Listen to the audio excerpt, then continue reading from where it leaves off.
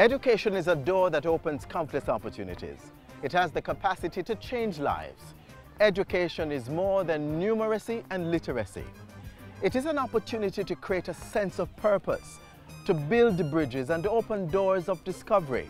At the heart of this process are our teachers, and we are celebrating them today on this Teachers' Day's episode of Jamaica Magazine. Hi there, I'm Adrian Atkinson. Today we are here at the Nagahead Primary School in Portmore. Welcome to Nagahead Primary School! So take your seats in today's class and get ready to make notes. Ready? Okay, let's start with the news.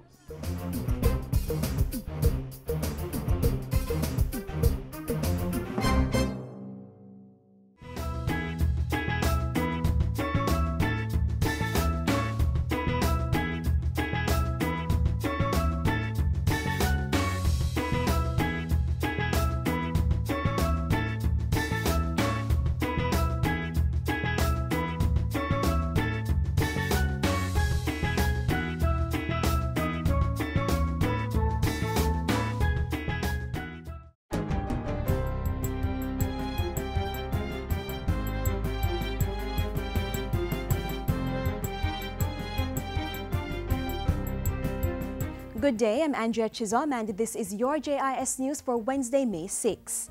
The Health Ministry will be conducting a comprehensive audit of the island's major hospitals and health centers to determine the availability of supplies and other challenges. Minister Fenton Ferguson made the announcement on Tuesday during his sectoral presentation to Parliament. The results will be addressed through the additional resources provided for pharmaceutical and sundries in this financial year's budget. In the meantime, Dr. Ferguson said the plans to implement a shift system in the public health sector were being suspended until a task force established to examine the delivery of medical care had completed its work. The minister also reaffirmed his commitment to work with all professional groups within the health sector. And I will be meeting with the doctors and their professional groups, as well as other sectors, to ensure that any plan we develop will be done with the input of those working in the sector, as well as our international partners. Meanwhile, 12 secondary healthcare facilities will be upgraded this fiscal year at a cost of $460 million. Among these facilities, Mr. Speaker, will be the further expansion of the Linstead Hospital and the Princess Margaret Hospital accident and emergency area. The health minister says several primary healthcare facilities will also receive attention. This year we intend to undergo work. We plan to undergo work at Grangeville Health Center in Westmoreland, Comprehensive Health Center in St. Andrew, yes. Maxfield Park Health Center, yes. Christian Penn in St. Catherine, yes. Runaway Bay in St. Anne will receive brand new clinics. The Buff Bay Health Center in Portland and the Stony Hill Health Center in St. Andrew will also be upgraded. The design is also being completed for a new health center in Port Maria, and the ministry is reviewing funding options for a new health center in Old Harbor. And the health ministry has made a major move to improve cancer care and treatment in Jamaica. On Tuesday, the ministry signed a contract with the Varian Medical Systems to build 2 cancer treatment centers at the St. Joseph's Hospital in St. Andrew and the Cornwall Regional Hospital in St. James.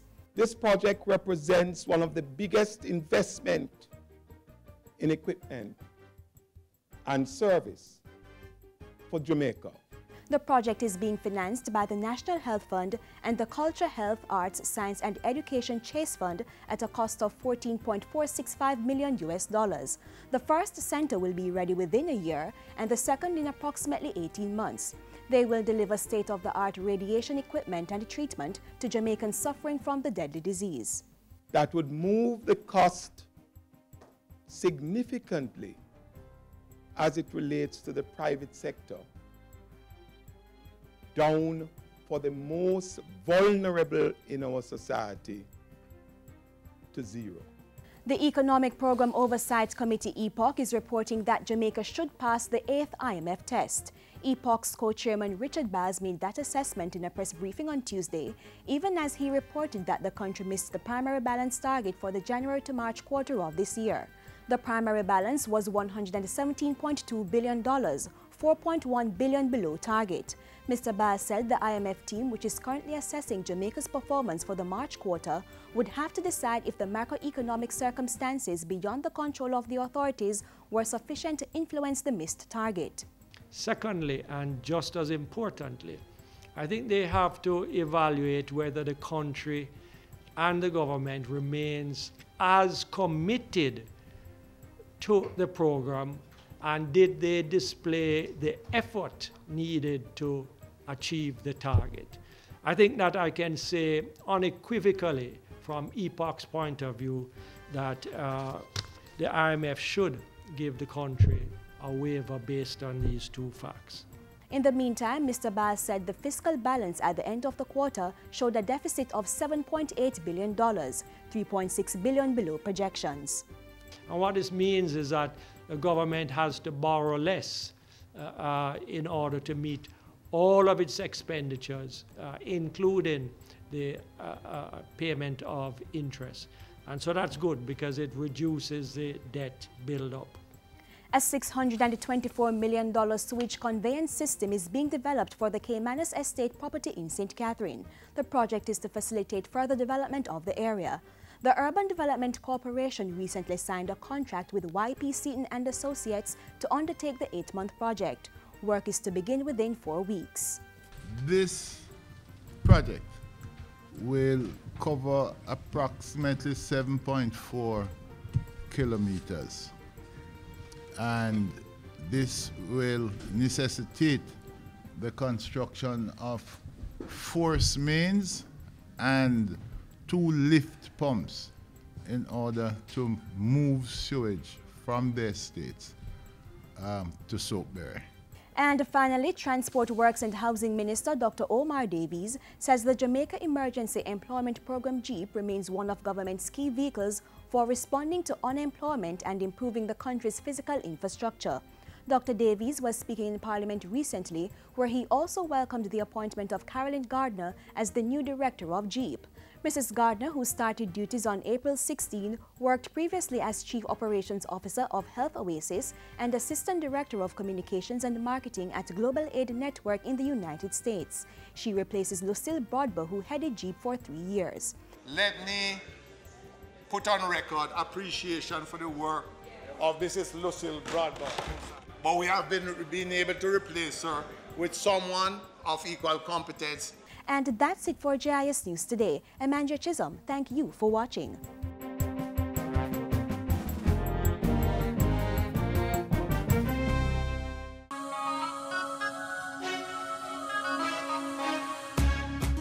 I teach. What's your superpower?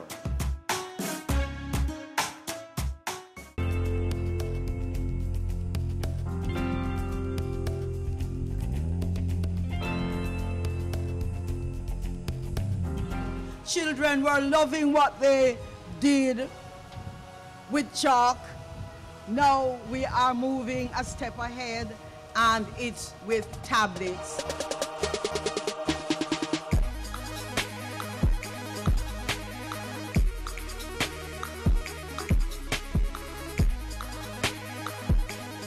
Empowering Jamaicans to achieve their fullest potential with the use of technology is a mandate being carried out by the Ministry of Science, Technology, Energy and Mining, primarily through eLearning Jamaica. Together with the Ministry of Education, they are distributing approximately 27,000 computer tablets in 38 schools across the country under a pilot program. The aim is that with the integration of tablets in the lessons that we can improve education and improve learning in the schools. Our approach is to ensure that every single student is maximizing his or her potential. The expectation is that this will facilitate the process of human capital development by exposing students and teachers to modern technology-driven practices and giving them the skills to function. Some of the new skills that were taught was the use of an application called Schoology, which is an online learning management system where teachers are now able to create quiz, they are able to upload notes, they are able to provide feedback from the quiz that are given online to students, it has been aiding us really well. For me, I find it now easier to share, find, and collaborate with my students. Using the tablet has made information more accessible during class, so forth. So if there's a certain topic that we need to look up, we can just go on the tablet and look it up right away. Sometimes we don't have the book, we have the tablet. The teacher would put the work on the tablet. I would have it when we go home. It's not lost. It can be easily recovered, so it's much more easier. A review of the pilot is being undertaken to guide a full rollout starting in the 2015-2016 school year. The tablets are intended to enable us to make a habit of success in this modern world in which technology is part of the workplace that our children will enter. It's not just to help in education and for them to do better at school. It's also to help them to become innovators, to become entrepreneurs.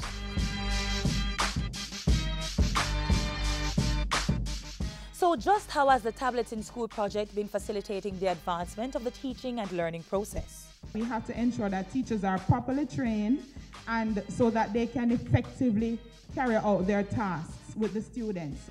The other thing that is special is that the pilot for all of the students and teachers is for free. Every single tablet, the internet infrastructure, you are getting it for free. We're going to be putting the textbooks on the tablets. So little Johnny won't have to be struggling with his knapsack with 10 books that you have to buy for $20,000. So that represents a significant saving for the parents. There will be enough exercises on the tablets. There will be enough guided practice. There will be enough content on the tablets. And even of great importance is the fact that the students will be able to do their research using the tablets. $1.4 billion has been spent on the technology that is enhancing the teaching capability of teachers and the learning ability of students. The 24,000 students and 1,200 teachers that are participating in the Tablets in School project will now be increasing the tech-savvy cohort of the population. These are individuals and institutions on their way to becoming masters and leaders in a technology-driven educational environment.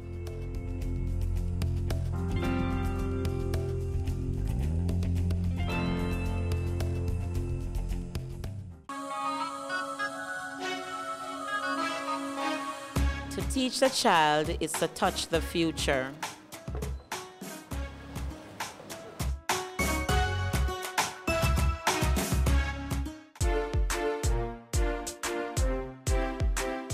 So Miss, what's your favorite thing about being a teacher? Watching my children develop holistically. I love going to high school. I love to watch when you mature and I know that you're ready. And of course, develop what? A high academic standard, don't it? Yes. Getting your 90s and your 100s in your different subjects, don't it? Yes. Yes, all children are important to the teaching process, and we must do everything we can every day to guarantee that they make the best use of their opportunities for learning. That includes protecting them from abuse and neglect and ensuring that nothing stands in their way of their education. Listen to the voices, crying to be free. Can we be the promise that we promise to be? Love and understanding are better than a war. People just laughing cause they've heard it before. We, the adults, are supposed to blame because to how we grow kids. It's not like first time when me get I and your one and you. So everybody busy with them own individual. So the whole system break down. That's why we have so much child abuse. You understand me? We can see what this nation has turned to when it comes to kids. You have pedophile out there. You have all kind of different offender out there. And molesting the kids them. I'm a father with many and also grandchildren. And to be honest, I would want nothing to happen to my kids or grandchildren. So we cannot just leave it on teachers at school. It all starts from the home. The media tell the story of the grim reality affecting many of our nation's children. Children who are facing trauma of all kinds as the attacks by criminals and abusers get more intolerable. I know you're shocked, and indeed the whole of Jamaica is shocked at what has taken place. I'm sorry that it has happened. The Minister of Education after yet another tear-jerking tragedy. A call has been sounded from our nation's leaders and the general public for us to take greater care and protection of Jamaica's children. After all, it takes a village to raise a child.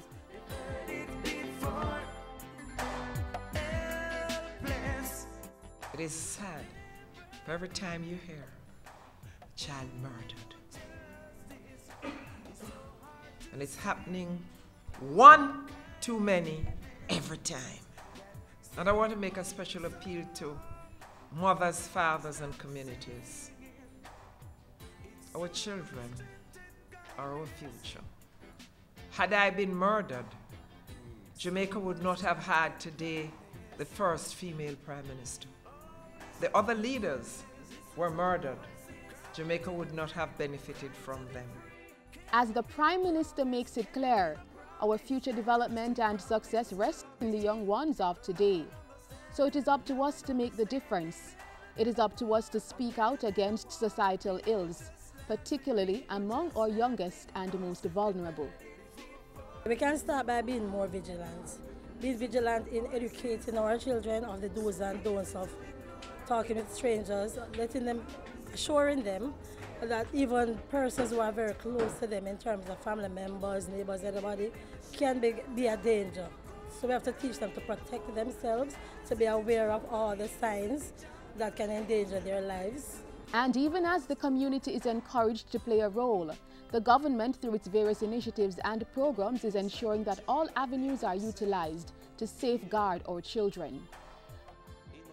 The Office of the Children's Registry, one of the agencies responsible for this, is committed to the cause and continues to be vigilant. We all have a role to play in safeguarding our future. Therefore, I encourage all adults to become positive role models to our children. You are called upon to set the right examples by dealing with the challenges in a rational and caring way. You are also responsible for the overall well-being while giving care to our children. Therefore, you must become aware and remain alert in identifying and dealing with the signs such as child abuse, all the various forms including neglect, child labor, child trafficking, physical abuse, sexual abuse. And so I do encourage you, go to our website at www.ocr.gov.jm.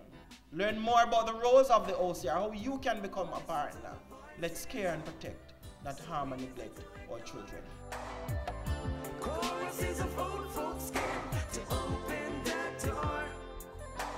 And I want to make a special appeal to parents, mothers and fathers. Keep your children close to you. We have a responsibility as a nation to stand up for the protection of our children.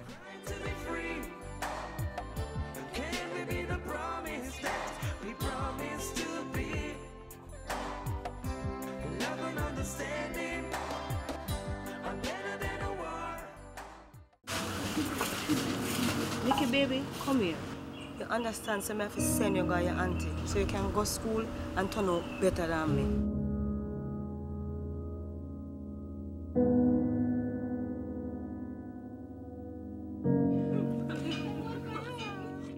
When I go be night time. Piggy, come finish your work. If you or anyone you know has been a victim of human trafficking, call 811 or 1-888-PROTECT. Be wise. Open your eyes. Spot them. Stop them. A message brought to you by the National Task Force Against Trafficking in Persons.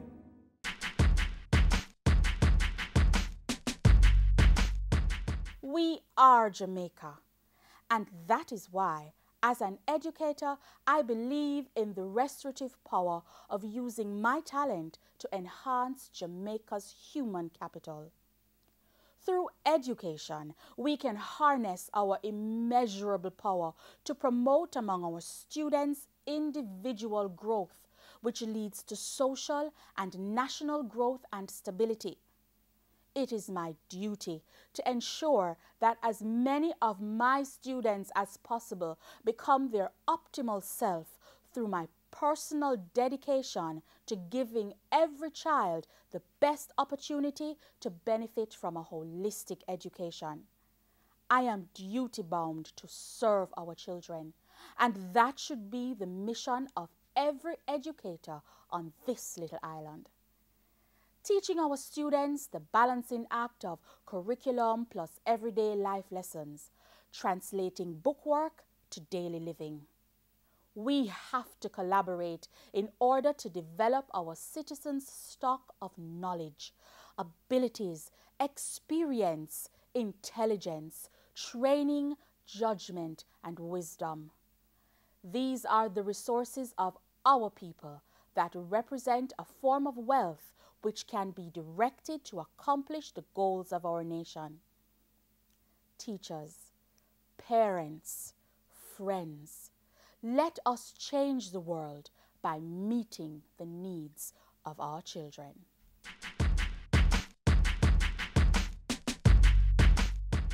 Earlier we were going through some pictures with parents and teachers, and that leads me to ask you the question, how important is the parent-teacher relationship to the education of that particular child? Very, very important. Very, very important. Can't stress it anymore.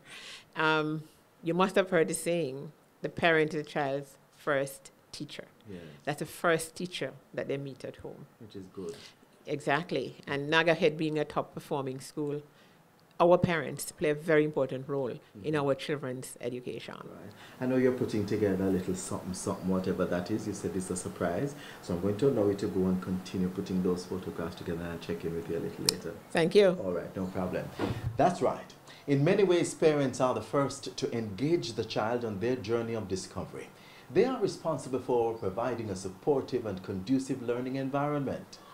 Sometimes, however, our parents need to be retaught to ensure that they reinforce the values and the lessons being shared in the classroom.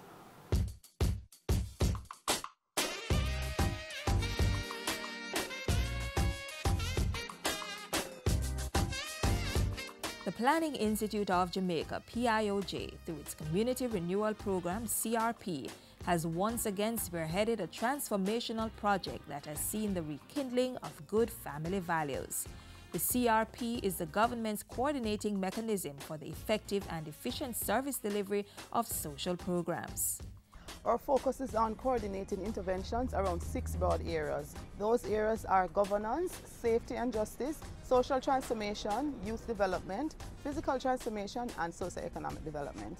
Working closely with government and non-government stakeholders such as the Social Development Commission and residents, the program targets 100 of the most vulnerable and volatile communities in Jamaica and employs a holistic approach to enhance the social and economic well-being of residents in these communities. It is with this in mind that the Art of Living Foundation, AOLF, an international humanitarian organization that operates in about 152 countries, was engaged to stage a 3-day parenting workshop in the community of Parade Gardens. What we are doing through this workshop is helping parents to understand from the child's perspective. And when you have that perspective, then the way you relate to them on the same matters that you've been dealing with them before changes also. And that helps the child to blossom and grow fully with their best potential. For me, I see parenting at first, before the workshop, was like just giving rules and instruction. Here I found out that it's more about listening, paying attention, learning the child's nature, so you can better assist that child. What does your child do which you don't agree with, or you think, why is he like this, or she's like this? Go on. They're stubborn. How many of you feel your children are stubborn? Wow, okay. They cry a lot. Okay. What else? Shy. Have you noticed a lot of children are very, very shy? Aggressive. How many of you find your children are a bit aggressive or a lot aggressive? Okay? Especially teenagers. They fight a lot. I do have a teenager and I have a young child that I see like showing off like tantrum. When children throw tantrum in public places, what do we do with them? Snapping at them, shouting at them, screaming at them, that takes away who they are. Yeah? And then we start stifling them from a very young age. Participants were taught that children are born with certain traits and that understanding and preserving these natural qualities in their children is key to better parenting. How we bring up children is also that if they are not number one in everything, they are a failure in life. How have they got this idea that coming second or third or little later or little down in the numbers is a sign of failure in life? Who cultivated that? We did. Make sense? Every child is born with a certain capacity, right? And we need to embrace and accept them as they are. Children are naturally comfortable with themselves and their social environment, but aggression and criticism from parents can destroy a child's feeling of comfort. Children are also happy, intelligent, spontaneous, and daring by nature. So how do parents enforce discipline in a child without impacting the child negatively? To discipline the child is also a skill. It is not a straightforward process of telling the child that you can't do this. But how do you discipline them? By being firm, by being fair, and at the same time by being fun. Discipline does not mean you have to lock them up in the bathroom. Disciplining does not mean that they don't eat for the rest of the day. The participants also got tips they could use to enhance the lives of their children. Now these are the 5 things. If you did these 5 things every single day with your kids, that's it. You will give them the perfect upbringing by itself. First thing is being positive. Negative communication is what leads to stubbornness. Keep communication with children positive. If you must say no to a child's request, always explain why. Allow children to exercise. They have more energy than adults to expend. Allow them the freedom to ask questions. This is their way of exploring the world. Spend time interacting with your children. This makes them feel connected and loved. Give them opportunities to be creative. They need to express themselves. For more information, contact the Community Renewal Program Secretariat at the PIOJ at 16 Oxford Road, Kingston 5. The Parade Gardens Parenting Workshop, coordinated by the Community Renewal Program in partnership with the Art of Living Foundation and the Parade Gardens Community Development Committee.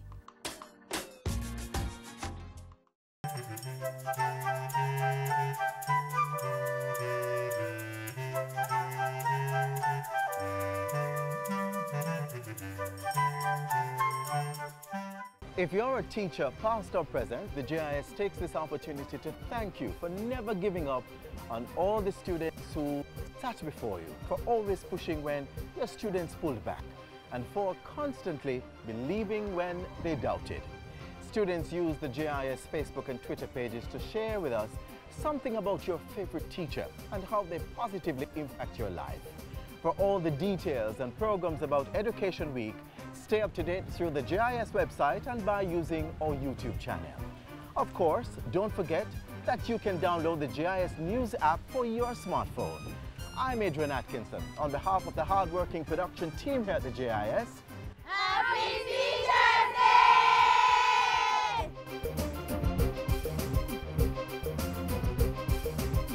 This has been a production of the Jamaica Information Service, the voice of Jamaica.